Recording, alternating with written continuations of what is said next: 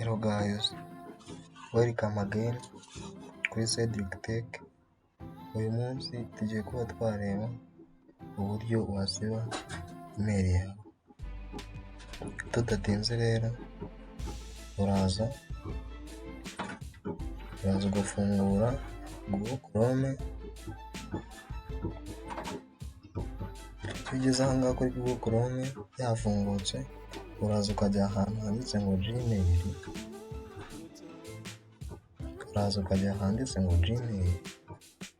Akanda,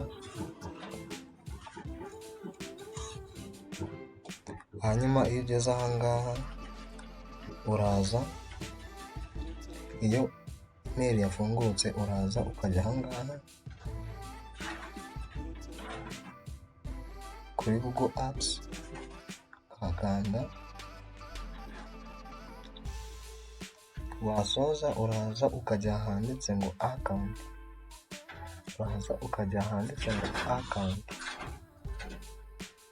Hemeza. Iyo ugeze aha ngaha uraza ukamanuka ukajya ahanditse ngo data and privacy. Aha handitse ngo data and privacy